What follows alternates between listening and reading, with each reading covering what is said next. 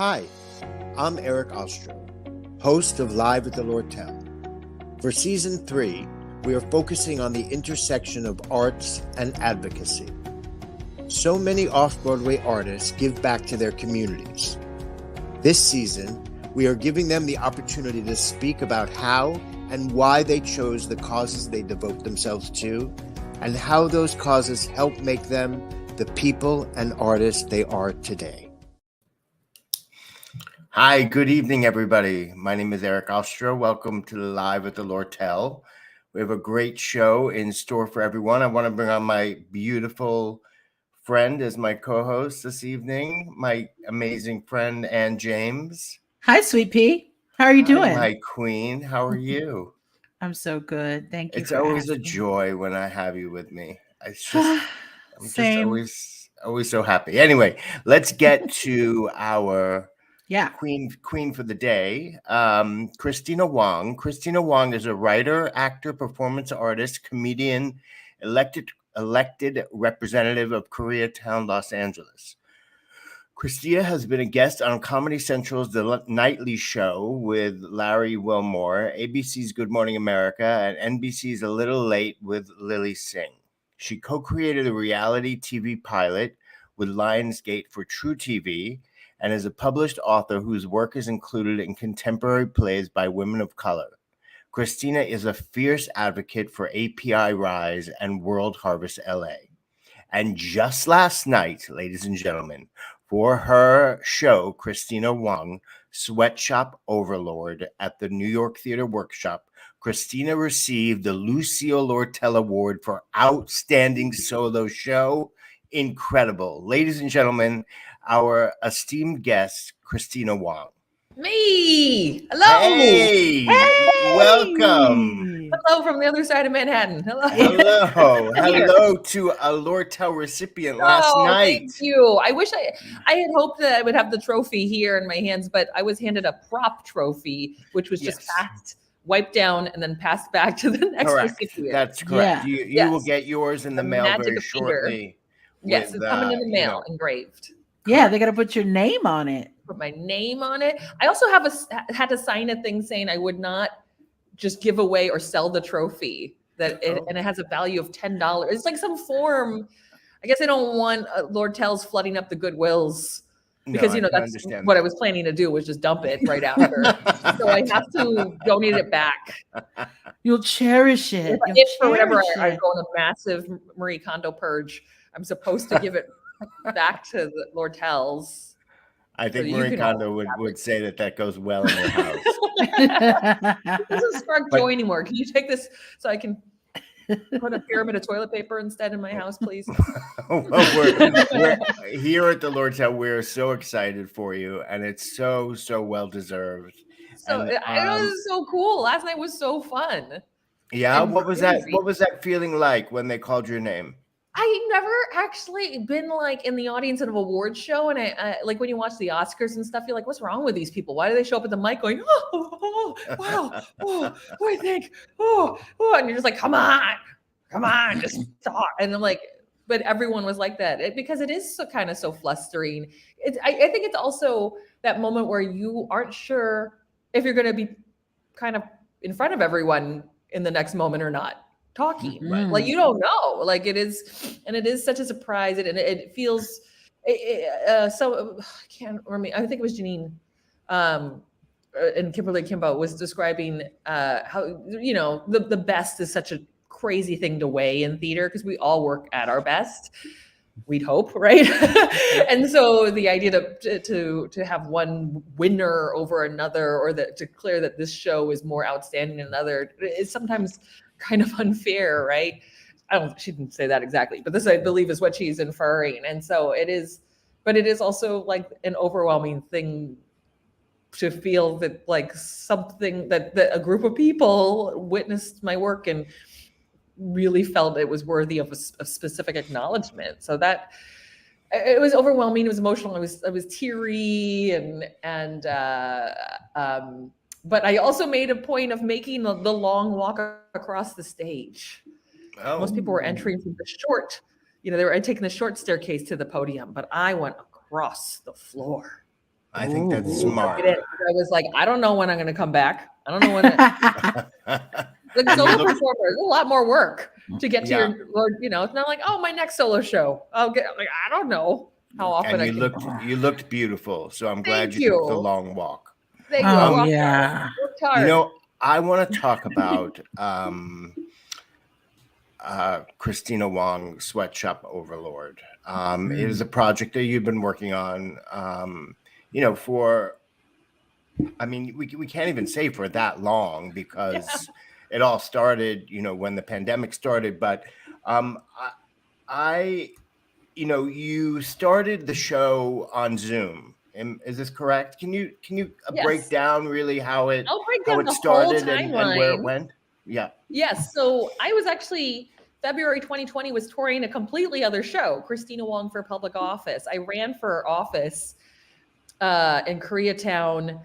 The sort of decision I had made during the last presidency was that, oh my God, as a satirist, as a humorist, as someone political who makes political commentary on stages, it almost just feels dumb to drag people all the way to the theater to tell them, isn't this crazy? We were sort of seeing that as a reality. And I was like, I don't know what kind of farce to write about this moment, because I think what I'm writing is a farce, and then I see something even crazier on the news the next day. So I'm going to run for public office because these politicians have basically taken my job away as a shock-making performance artist, right? And so I ran for a neighborhood council, and there's like this long process, right? I spent all this time researching how to run for office, ran a campaign for my neighborhood council, which is unpaid. And basically I'm the representative of half a square mile with 72 votes total. If you count the vote that I cast for myself, I was elected to this unpaid position. And I created this big crazy rally that was going to tour up until the November 2020 election. I got 2 live shows in. The first live show was at the Skirball in LA. And it was the greatest show of my life. And I was like, shaking hands, doing all these things that were completely life-threatening, months later. And and then my second show was at a community college. And halfway through the show, the students get a text saying the campus is going online tomorrow. And at that point, the NBA had already canceled their season. And I was just like, what am I going to do? So I'm home, whole tour is canceled. The show that I thought was going to be so relevant, this live rally show, it's definitely like no one in a time of crisis is like, oh my God, think of the actors. Like we were just all worried about surviving this moment. And I sew my set pieces and props. That's like sort of a signature of my shows. I sell them on a Hello Kitty sewing machine. I usually sew them out of felt. So it's very like charming and cute. And I had seen that hospitals were looking for home sewn masks because there was a shortage of masks. We weren't prepared for this moment. So I found some scraps of fabric, like sort of a little bit of elastic, like this much elastic. I made a mask using this pattern I saw, and I put it on, and I take a photo on March 20th, and I say, I sewed a mask on my Hello Kitty sewing machine. I can sew you one if you're a frontline worker or you're immunocompromised and don't have access to one. I'm thinking like 3 or 4 people will ask, right? But I'm so excited because for the first time in my life as a performer, I have an essential skill. And while I never became a nurse or, a medical worker, which is what my parents would have loved of me, I can save a nurse. So what I didn't realize is I would be flooded with requests and people were terrified. And I was like, how did all these people find me, but they don't come to my shows? You know what I'm saying? Like, I was like, very mad. I was like, you all find me when I'm offered to make masks, but when I have theater shows, you all suddenly are very busy and have no time to read. So this was put up. This was put up on Instagram and social media. Yeah, Instagram and Facebook, and within 4 days, I had completely overwhelmed myself, and I had way more requests than I could sew. It's not a fast process, especially if you've sewn your first mask a few days ago, and you're still trying to learn how to do this. I also didn't have access to a lot of materials. It's not like Amazon was shipping the way it was. It wasn't like stores were closing, right? We were afraid to touch things. So but it was very hard to say no to people because I've never experienced as a performer being the difference between life or death. or another person. And some of these messages are frightening. It's like, how do you say no to a firefighter that's risking their life more than you are? Who's asking for this basic barrier that you could possibly protect their unit with? How do you tell a nurse, no, sorry, I'm going to watch Tiger King on Netflix instead? So I was like, oh shit, what did I do? And I created a Facebook group. I was thinking, okay, Facebook will fix this.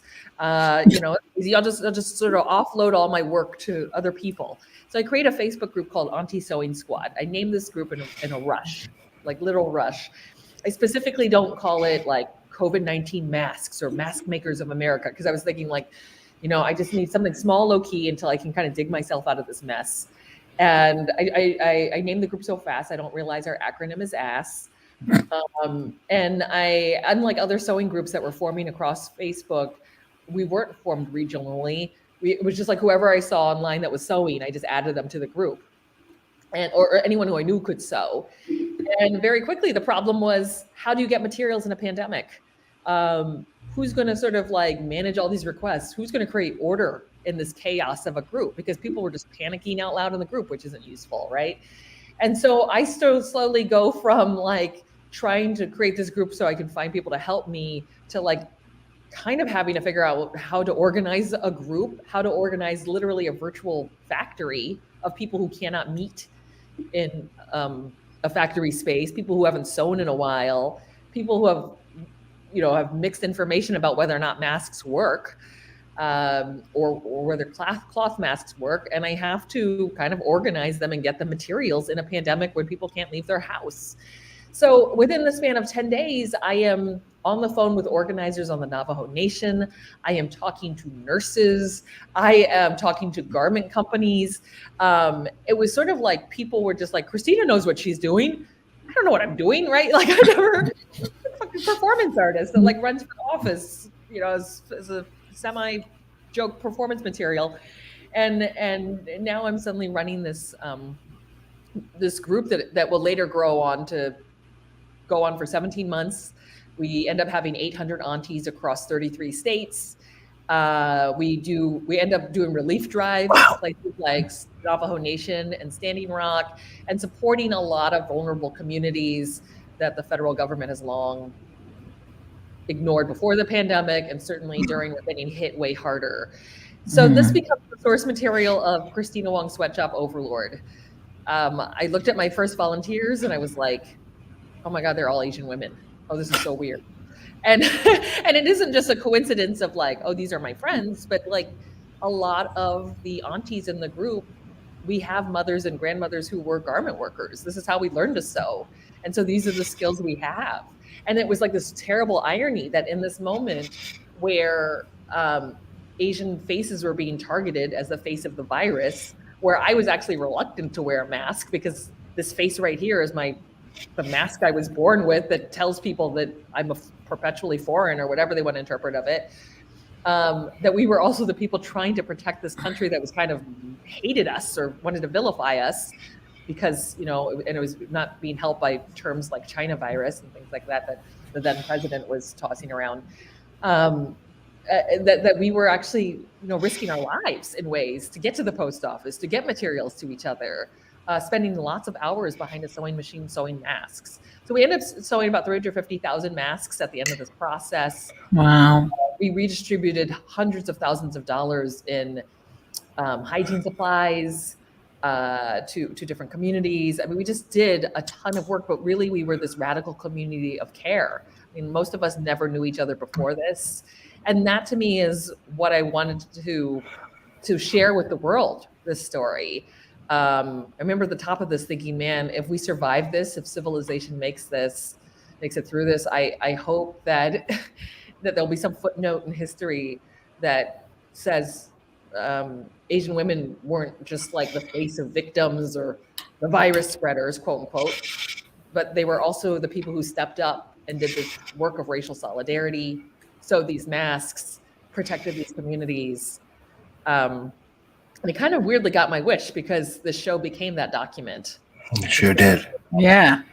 And you're very big with documentary theater. It is so raw and emotionally honest about your upbringing in the show. I mean, it's right there. You put it out, and at one point you say an entire lifetime of being raised in the shadow of failure pushed me over the edge and made me the unessential, unemployed performance artist that I am today. You know, my feeling is, you know, you have a family. What did your family come and see the show? And Yeah, my mom was what? sewing for the group. My mother was pulled in. She was she was on the phone. She's in San Francisco. I live in Los Angeles. And she was like, this virus looks really scary. I don't think you should be doing this. I don't think you should be running around making these masks. You go outside, you're going to get this virus. And I just go, can you help me? Can you please help me? Because I know she sews. And I was like, I don't know what to do. Like at that point, I was recruiting anyone. I was like, can your children cut? We had child laborers, right? Like, so it was an intergenerational effort. Like we had mother-daughter teams, we had parent-grandchild teams, all working, whole families working as like mini factories. And so she pulled all her friends in.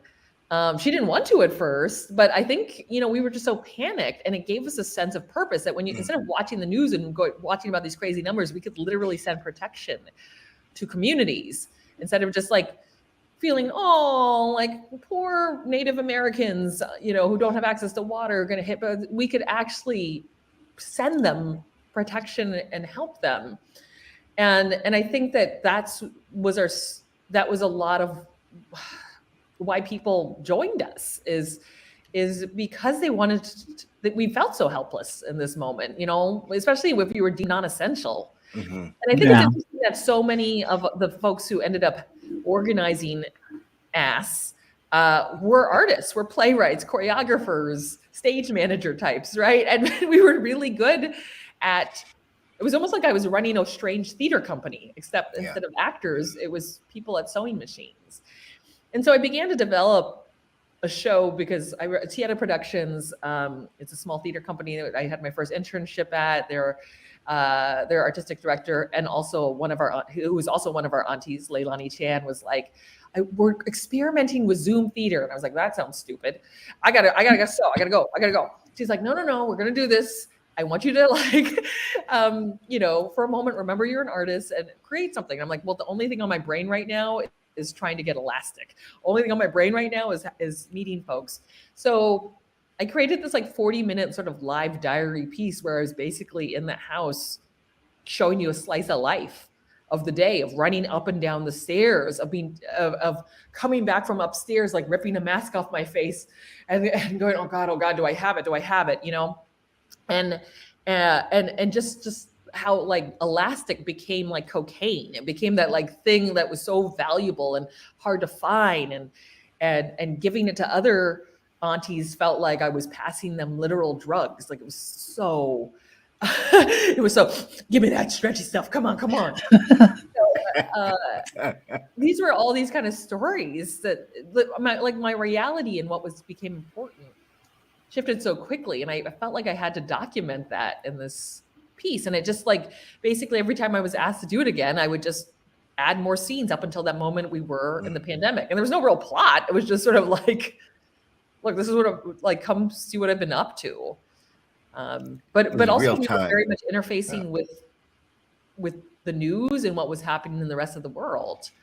At one point, for example, we were asked to send masks to Walter Reed, and this was after the super spreader in chief had been hospitalized and treated there. And I'm like, okay, this hospital that had all these doctors pumping full of steroids, they suddenly cannot afford to put masks on veterans? Like, are you kidding me? Like, and so we would have to really make a lot of decisions at times, like where our finite amount of effort would best be spent, and where were moments where we actually would have to turn people down because we felt like, I think this is about you saving money, or you not, or you taking advantage of our labor. Yeah.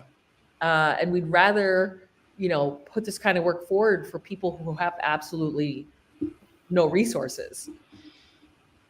Can you, Anne and I were talking a little bit before about this word Auntie. And, you know, being of Jewish faith. Yes. You know, Anne is the auntie of a couple of children, or explain what auntie, what an auntie is. I would love what an to. auntie is, and for our listeners too who don't really understand, you know, obviously an aunt and an uncle is the brother or sister of your parents, but auntie has a much It's a term of deeper endearment. meaning. Yeah. There's definitely auntie, your mother's sister, or your father's sister, right?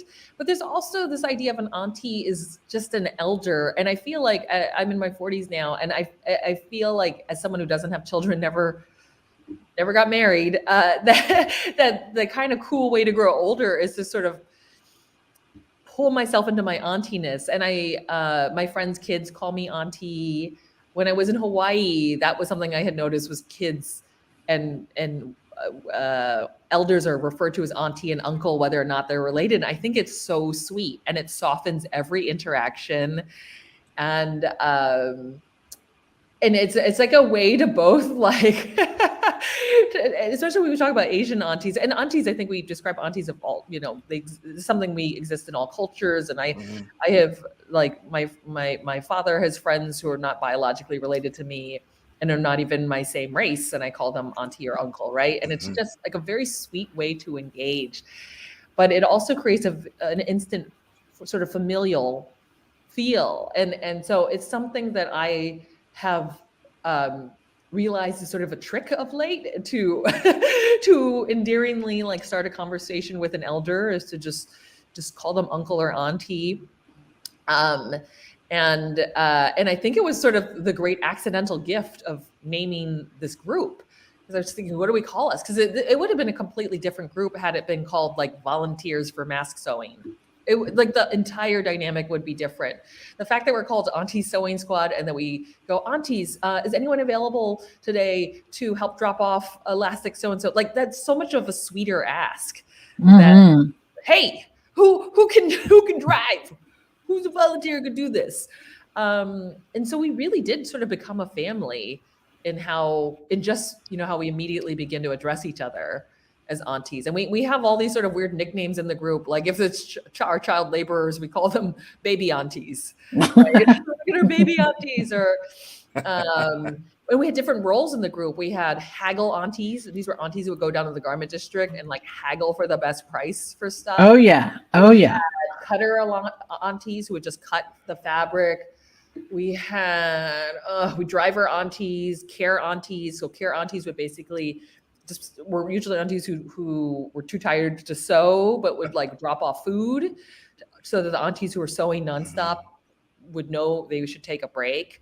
But it very much shifted the culture of the group. I feel like if I'm ever going to name a nonprofit again, like, to build in a family, like, build an auntie or uncle in the name, and instantly, like, everything, the whole dynamic will shift.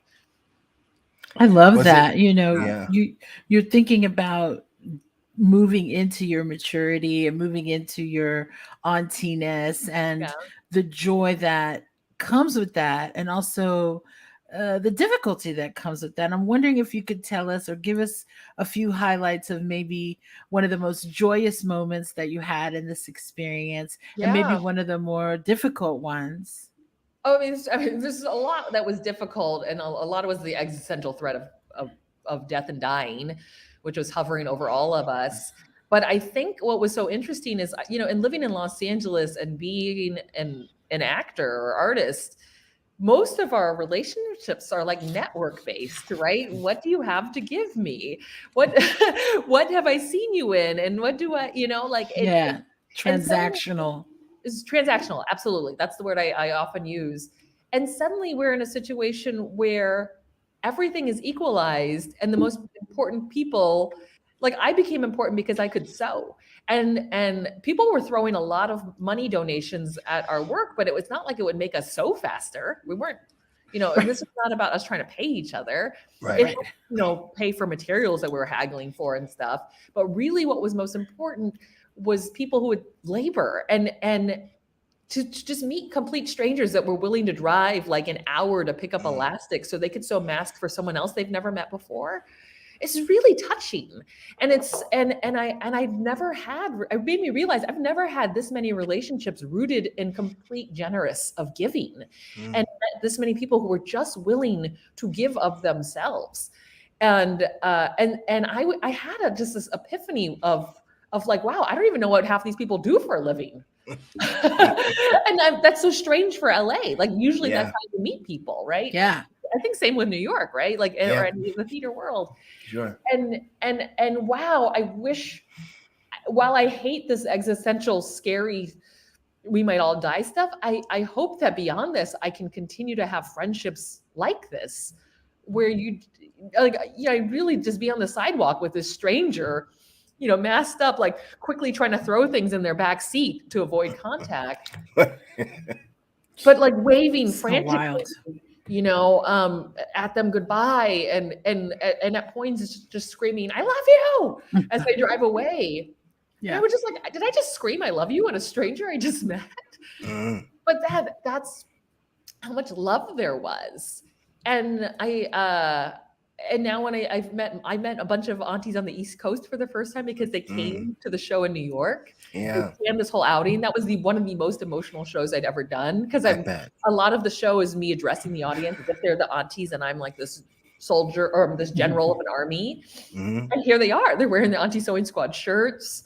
Like tears are flowing because we survived so much. One of our aunties, Auntie Sally, passed away during the pandemic, right? And a lot of us didn't really, I met her in the pandemic, but it felt like such a loss. And it felt also so remarkable that here's an auntie who knew she might pass away. She passed away of cancer. And she chooses to spend the last, months of her life sewing. I mean, that is so much love. And how can you not, how can you not completely feel that love and respect for and that faith that humanity is a wonderful thing when you hear something like that, you meet someone like that. So so those are the touching moments. It was also like brought me closer to my own mother, who I've always I wish I had one of these cool Asian moms that would do reality television with me. Not she won't. Not gonna happen. Sucks in that way. But this was the closest. This felt like the closest I could get to like what it was like to be in like a creative piece with her, and we share the same friends now, which is so weird. Bizarre. I talk about this in the show. I'm like, oh my god, we were at it's not like a reunion because I never met them in the first place in person. But when I went to San Francisco to see my parents, there's a whole hub of Bay Area aunties. And we had a gathering in a backyard. Oh, beautiful. And I'm like, oh my God, I'm hanging out. My mother and I are hanging out with the same people. We have the same friends. Oh my God, I'm so uncool. It's like I have these cool best friends now all over the world. These family members, well, no, country. We have some in Canada, but some aunties in Canada. But it's that to me that was such a gift of the pandemic, and that's really for me what I wanted to share of this story. Was that there are, in times of crisis, there is something you can do, which is the counterintuitive thing to do, which is give. Yeah. It sounds crazy, right? It sounds crazy. You have no job. Like me, I had no job. I had no tour. I thank God I found some check that was taxed on where I got paid $1,000 because that was enough for me to qualify for that boost in employment, which kind of got me through a few months before Zoom tours somehow kicked in, and I was able to tour through the fall and make an income again. But it was really a crazy time. But I feel like similarly I had experienced in 2008, a bunch of theaters were getting hit really hard because of the stock market crash. Remember after 9/11, it felt like, why make theater? Why make theater? And I had given into panic both of those times. And I just remember this time saying, all right, you're going to do something different. You're going to pretend you have control over the situation, and you're going to sew masks like you know what you're doing. And I think that was as much as I had no idea what I was doing, and we were building the airplane as we were flying it, that was the right thing to do. Mostly because, you know, I mean, what are you gonna do, to scream for 2 years? Right. We were screaming. Believe me, we were screaming. I'm sure. I mean, the element of giving back and showing up during a time like this, it takes your mind off of the terrifying, you know, future of winding up in the hospital or being sick or. So my question is, because there's been so much hate thrown at Asian people, especially in New York and all over the country. You know, I mean, I feel like the gentleman that was in charge for 4 years, I dare not speak his name, but, you know, gave people permission to. Not even a gentleman. I was like, you threw me with the gentleman word. Whatever. Like, what are we talking about here? Yeah. The animal that was in the, you know, for 4 years, that gave people the right to do and say anything they wanted. Were there elements of being terrified of going out for you or the aunties or anything? Yeah. Like going to the post office even. Absolutely. Well, first, the big irony that we were dealing with was, first, we were fighting this invisible virus, right?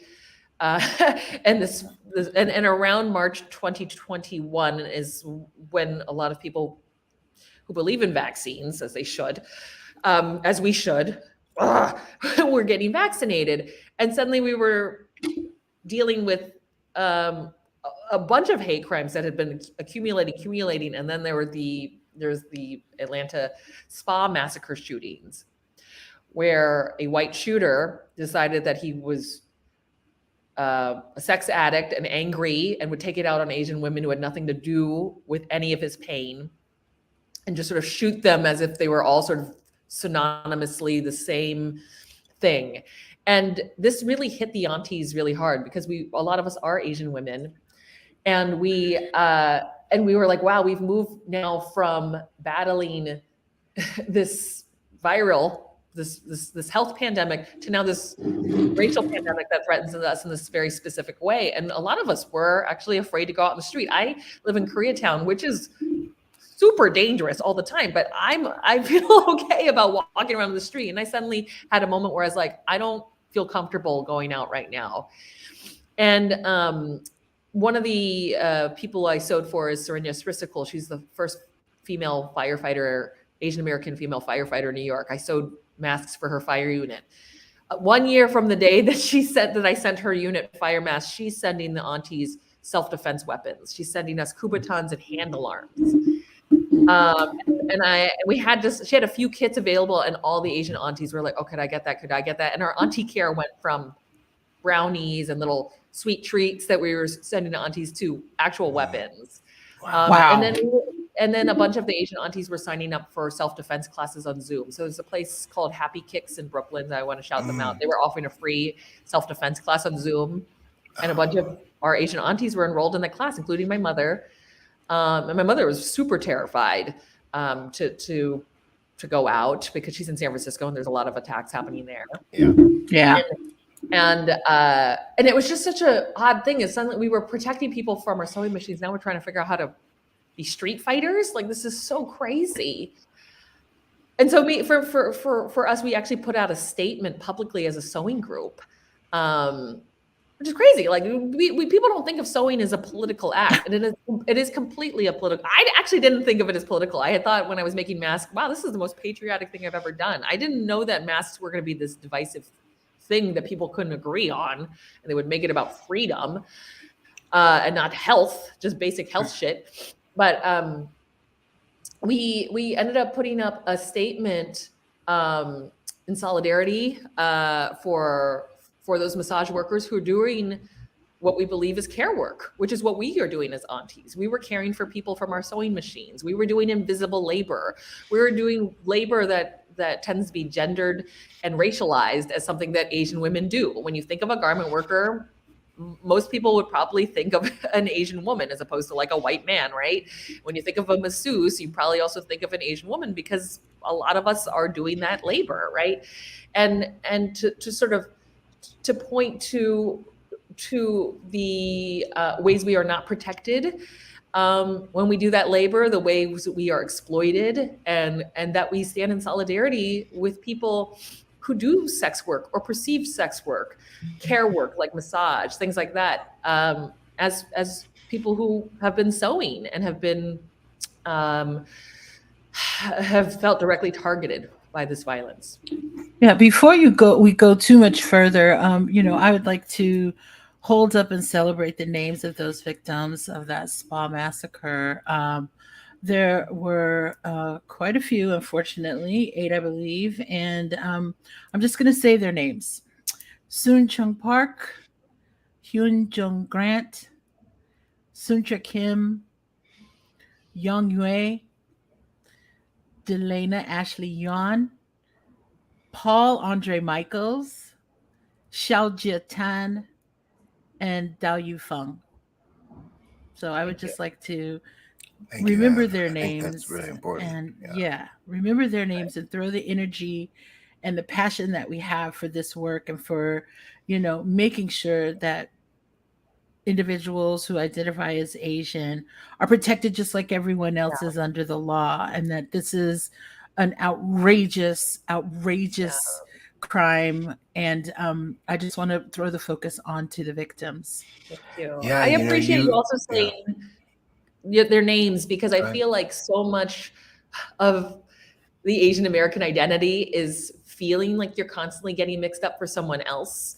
Or, I mean, how many times have someone called me the name, like, I was at a gala last week and apparently someone was like, is that Aquafina? And I'm like, are there so few people? No. I'm like, people, I've gotten mistaken for people I don't even look like, right? Like, and for us as aunties and for me as a solo performer, let me tie back to theater. Like, so much of what I do is about so much about doing how we were trying to shift the narrative around our sewing work was to point to its political power, was to say, we're doing this because the federal government we're not doing this because we naturally love sewing and we're just so bored and we have time to give away. We don't have families to take care of like you do, because this is not what's true. What's true is we care, and this is who else we are. And so we do a lot of posts on our social media uplifting our aunties, pointing to, here's an auntie who actually had a relative who died of COVID.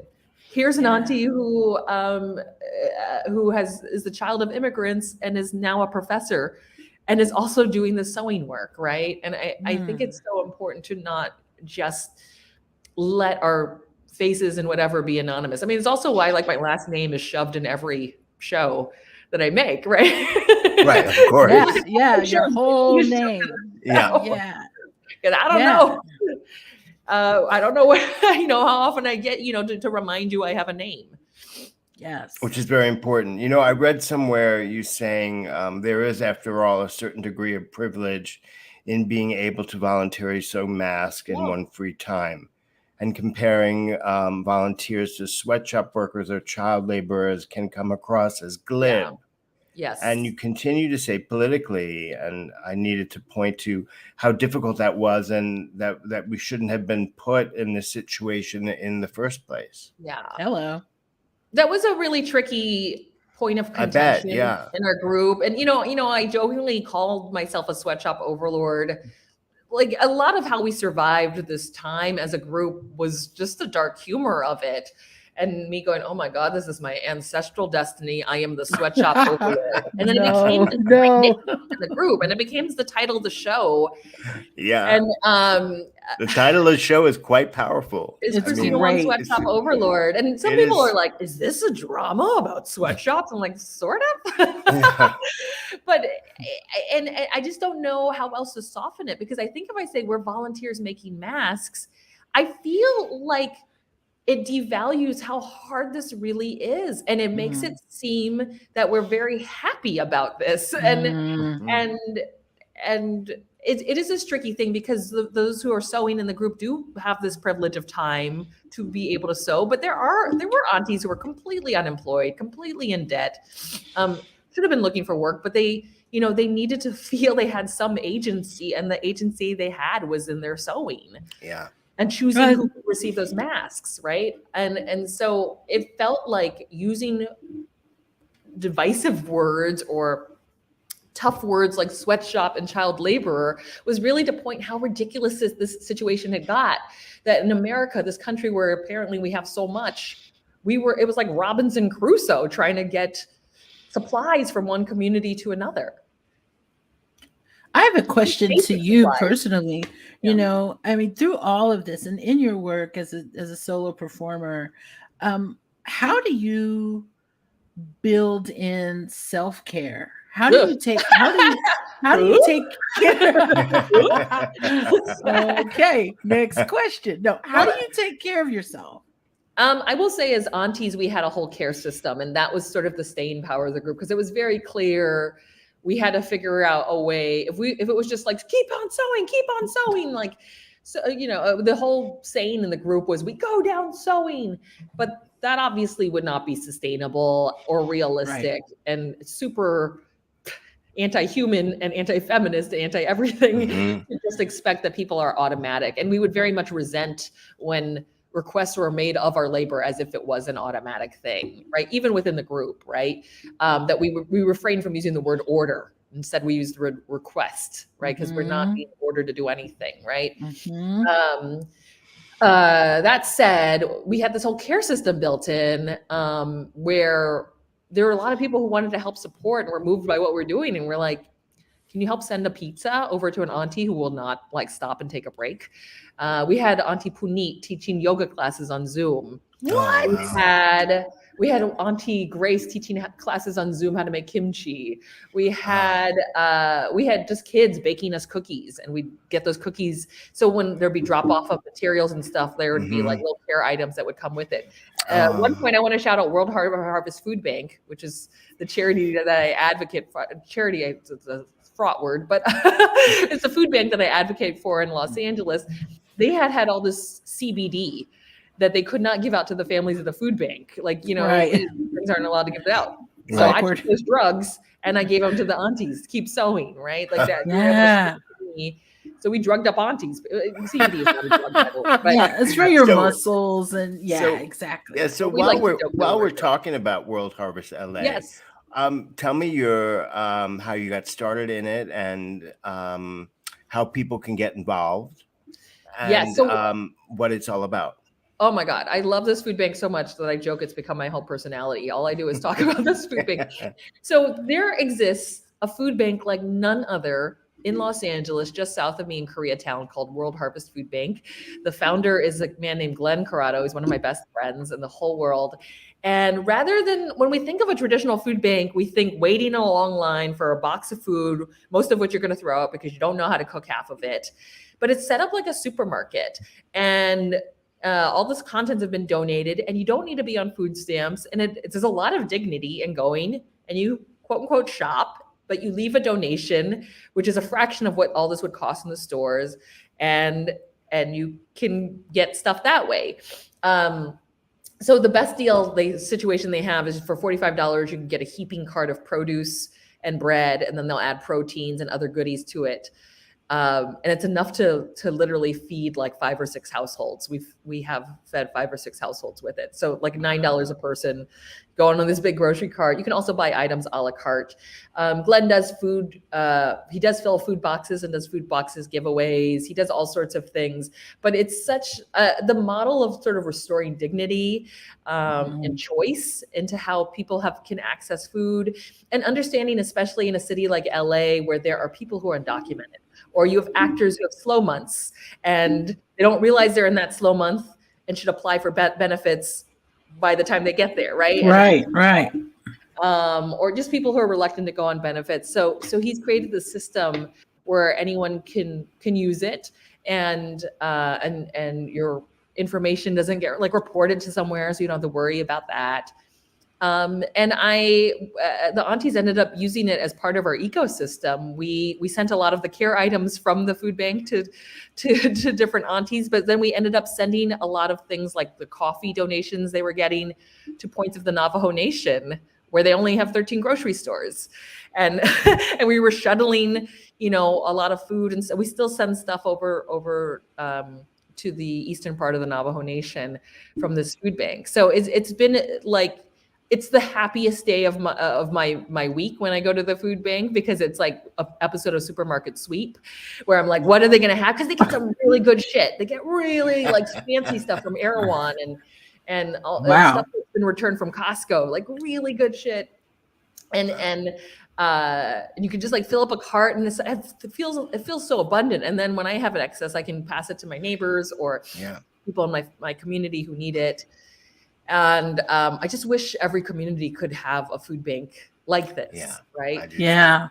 So it's worldharvestla.org if any of our listeners want to get involved or volunteer or donate. It sounds like an incredible organization to be involved with, and it you light up when you talk about it. I know. My next piece will be about it. Yeah, oh, really? I'm wiping my nose. I'm still upset about Auntie Sally talking about That's it. okay. Yeah, That's I am too. right. That got to me. We can. But yes, I love. I don't know. I'm just the pandemic.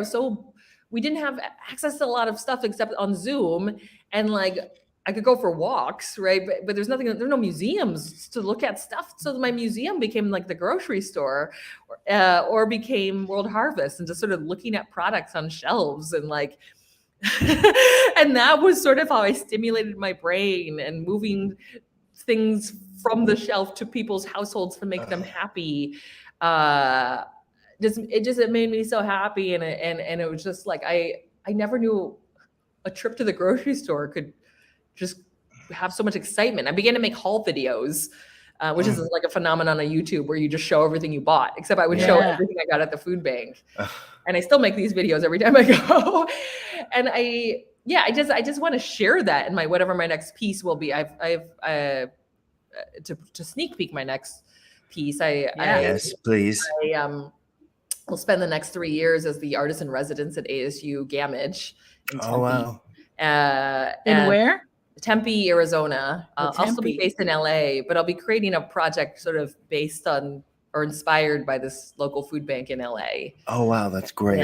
Is there going to be a cooking element to the show? We don't know yet. I think I bit off way more than I can chew, but I have a tendency to do that with my work where I'm like, I'll sew masks for anyone who needs it. This will be easy. So while we're there and while this hour is going so quickly, I would love for you to talk about API Rise. Yes, I'll talk about the other group and how and what this means to you. And I was reading all about it today. I mean, I couldn't take my eyes off of it and what this organization does. So API Rise is one of the few groups, I think, in America that specifically works. It's a support group for those who are formerly incarcerated, specifically from the API community, Asian Pacific Islander community. It's also a support group for family members who have people who are currently incarcerated. I don't have any family members that I know of who are incarcerated. I have not been formally incarcerated, but I am a member of the group as a supporter. And so I first got involved with thinking about Asian prisoner support when I was invited to perform for a group of Asian American prisoners at San Quentin Prison. And while I understood in principle, like, why that was important, I was actually secretly terrified, because I'm like, I've never been in a prison. What if I bomb? Like, the worst place you want to bomb is a prison, because these are people who could literally kill you. You don't know what could happen, right? Terrible thoughts, right, went through my head, and it ended up being the most captive, like audience I've ever had. They were the most generous audience. The whole experience of time when I was in there was really fascinating, because some of these folks have been in there since they were like 17 years old, and now they're like my age, and some even longer than that. And you just meeting all these people who are living in the aftermath of this moment. A lot of them had to learn English while inside prison. A lot of them had to learn about Asian American history and culture and figure out how to maintain Asian American culture, because you don't get to order kimchi when you're in mess hall, right? And that one performance experience really shifted me. And when I got back to LA, I met Paul, who was one of the founders of API Rise, and he invited me to meet their group, which was Folks Getting Out. And mostly it's like meeting people who are just getting out, who are just trying to find jobs and acclimate with the world. I also have friends in that group who have family members inside and constantly go through a lot of grief because of that, because it's like when you have a family member inside, it's like you're inside too with them. Right. And so I realized, listening to them talk, I was like, I feel like this is a podcast. And then I was like, I think I should do a community theater piece with these folks. So I've done one round of a show called From Number to Name, was produced at East West Players, which is the longest running Asian American theater in America, I think. And Snehal. Yes, Snehal. Producing artistic director. And we did our first show on Zoom. We were sort of a last minute add to their calendar because he needed a virtual season. And he was like, what are you working on? And I was like, well, I'm supposed to be teaching this workshop, which now I have to teach on Zoom. And I don't know how this is going to work. He's like, we're going to put it on the season.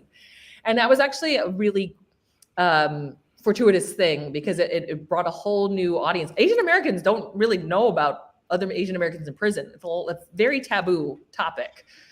And it's a growing population, and we don't, there's so much shame connected, obviously, with having a family member in prison. But there's a lot of issues. A lot of the folks that I'm meeting who are getting out have ICE holds on them because their citizenship had not been, maybe they came on a green card and stuff had not been worked out.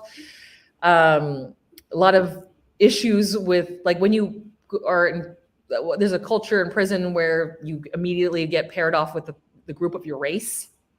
And even if these are folks that you would have been in fights with outside, you are suddenly a family together in prison, an ad hoc Asian family. So these are also these stories that we explore, autobiographical stories that our cast explores. Most of the cast has been formerly incarcerated. And it's, to me, it's like amazing to share this with, we hear now sirens as I talk about formerly incarcerated folks, but sirens in the window outside me. But it's really incredible to share these stories of a population that is like right under our nose. I mean, we barely hear Asian American stories, let alone the stories of formerly incarcerated Asian Americans, right? Yeah. I wonder what that audition process was like to get these people that were formerly incarcerated, or was it just Google form. Mixture? Oh, okay. It's a Google form we send to API Rise members. Right. That was the whole joke. I was like, we'd be on Zoom rehearsals. I'm like, listen, you filled out those Google forms and now you're here. You're cut above the rest of those who did not fill out the Google form. I mean, to me, as a theater maker who works in communities, I feel like I work differently than like a director that like auditions all the equity actors in town. Like, I feel like your life is the audition. And my job as someone directing and sculpting the piece is not to wipe you down and make you more like red leather, yellow leather, red leather, actor thing that you're not. Can you hear the siren? Something's happening. Yeah, that's okay though. It's all right. Future cast members. It's coming right. Anyway, it's coming at the right time. Yeah. But really, I feel like when I do community-based theater work, it's about bringing them, the best parts of them forward, and bringing the most kind of authentic parts of them forward. And that's why I prefer working with, like, quote unquote, like real people versus trained actors, is because these folks have stories that none of your friends have. These folks have experiences, and there's sort of a weight and experience of time that they have experienced that you could never teach an actor to replicate, right? They lived it, and it's there naturally. And so much of what works in the Zoom format is that it's not hyper-focused on, oh my God, I have to make eye contact with everyone. It's just they're able to just sort of speak off the cuff. And a lot of them, I mean, people don't know this, but like a lot of folks who are in prison are natural leaders. They're super creative. These guys, like, I learned things I had no idea that like photocopies, like 5th generation copies of pornography is currency in prison, and can get you water, can get you all sorts of things. You can, those guys are savvy. So it's almost like they're really built for the theater in ways that, I guess you'd have to be. I don't have an MFA, but folks with MFA. It sounds more like you're what these folks have. Like you're a curator, like more like a curation of putting their stories in a specific order, maybe that gives a through line, but the stories themselves let me tell you, highlighted. Anne, this is our process. This is what actually made Zoom really useful for this process that might not have worked if we had done this live in a room, is we were able to record rehearsals, and I had had someone just transcribe just all the banter folks said. We had monologues that made it to the script that were just people talking off the cuff from the first rehearsal. Like I would just offer up a prompt and they would talk. And like basically we took the transcriptions and then shaped the script, and we added sort of a visual actor element in another Zoom box. And I mean, I really feel like real people is where it's at. Not to put actors out of work, but like no, but I hear you. So many folks have stories, and as is my honor as someone who makes theater to help draw it forward. And it's like what you say, it is a lot of curating and listening and just allowing people to just bring their most comfortable selves forward to share. Yeah, this is our 3rd season, and a reason why I started this podcast was because I felt like the art of storytelling was dying, especially within the theater. I mean, actors and directors and producers and people that have been in the theater for so many years are these incredible storytellers. And it's not only the actors, but it's everybody around us. I mean, the art of storytelling needs to come back. Absolutely. I mean, that's the basic, like, I don't want to be the old lady that's like, these tweets don't cut it. Right. A meme is not a story. But like, there's something to be said. Not. Yeah. I would get canceled, if the tweet version of my show was all that existed of me. Right. Does that make sense? Right. Yes, of course. Like in a lot of my shows, and I'm thinking Kristina Wong for public office, I'm thinking the Wong Street Journal, which is how I went to Africa and made a rap album with locals, right? Like the tweet version of that sounds very problematic.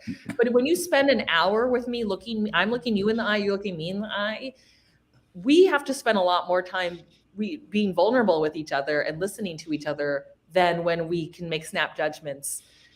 And that was my worry about the pandemic, is because if we don't have this time face to face, it is very easy to get angry really quickly and not, and I'm guilty of it too, right? but not really listen and have conversations. Yeah. It's a lot easier to fight when you're not in the same theater as someone. Totally agree. Yeah. What's in the post-pandemic future for Kristina Wong? I mean, more satirical pieces, serious political run, perhaps. I mean, what is your future for? Hopefully a year from now or 6 months from now. What is your hope? I'm touring Sweatshop Overlord. This is the weirdest thing, is it premiered in November 2021, which really felt like it's coming out of the pandemic. Now my next shot to get to do it will be in September at La Jolla Playhouse. And already the 9 months that have elapsed between, I'm like, oh my God, I have to like rewrite. It's just like I have to figure out a new footnote for the time that goes by. Yeah. Mm-hmm. Yeah. And I want to kind of wait. I don't want to write too close up into it because the designers need time to do stuff. It was weird because Theater in Ways was like too slow to respond to the pandemic. Because it was all happening right then. It was happening like a month goes by and suddenly context is different. It's weird that we have to remind people things like, remember when we weren't wearing masks and it was a weird thing? It's a very visceral thing to remind things of. When people on the news were telling us not to wear masks. Yeah. Right. Those little details. So it's getting that show ready to tour. It's working on this new food bank piece, working with API Rise on our second iteration of From Number to Name. There's plenty of stuff happening. Auntie Sewing Squad has a book out, the Auntie Sewing Squad Guide to Mask Making, Radical Care, and Racial Justice. I think that's the name of our book. Yeah, it is. I'm looking right at it right now. And we're getting the book out. Yep. So there's plenty. There's always way too much to make and do and make happen, and probably make some videos in between, Well, I'm so happy. As far as running for office, I might not run for office again. A question I ask myself. Okay. You're done. Well, so far as neighborhood council, one question I entered when I was trying to figure out how to make a show and run for office was I wanted to answer the question, am I more effective as an artist or a politician? And I can tell you I got way the fuck more done as someone running a mutual aid group than someone who has to slug through these 4-hour Zoom meetings with her neighborhood council meetings, waiting to vote on to approve the minutes, waiting to approve the addendum to this motion. Like, I just got shit done when I didn't have to deal with bureaucracy. Right, of course. So I might look at it again in the future running for office, but I don't know that I'm going to run again for this. I did run, I am serving my second term right now, but I don't know that that's where I'm most effective. I actually think as an artist, I'm most effective, at least in this position. I'd have to raise a lot of money if I wanted to run for something like mayor. Well, you got plenty. You have plenty of time. Millions of dollars. But mayor, where you can be an actor. Well, I think for me and Anne, we want to see you on stage. Yeah. That's for us. That's where you're. Thank effective. You. The hour has gone by so quickly. It has. I wanted to quickly say again, congratulations. Thank you. Being a recipient of Lortel, for your work at Kristina Wong Sweatshop Overlord, which will be touring very soon. And that is our show. May is AAPI Heritage Month. We will be continuing our celebration of AAPI Theater Voices on Monday, May 9th, when Anne, James, and I will speak with JG Macapugai. JG. JG is a proud Filipino-American actress and artist who is currently in SUFs by Shayna Taub at the Public. She is also an advocate for Asian American representative in the arts, working with Broadway Barcada. Then on May 16th, Joy and I will speak with Clint Ramos. Clint is a designer, educator, and advocate and creative producer who has designed sets and/or costumes for over 200 theater, opera, and dance productions. We will talk about his design as well, almost every off-Broadway institutional theater, as well as his work with Design Action. Design Action is an intergenerational coalition of BIPOC and white designers working to end racial inequalities in the North American theater.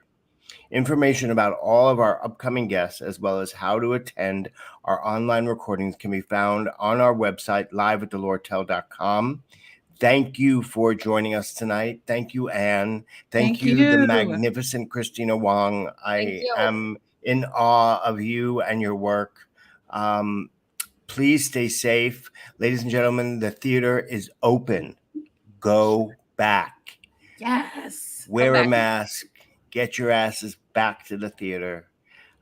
Stay safe and healthy, and have a great night. Thank you so much for Live at the Lortel. We'll see you again next week. Good night, and thank you.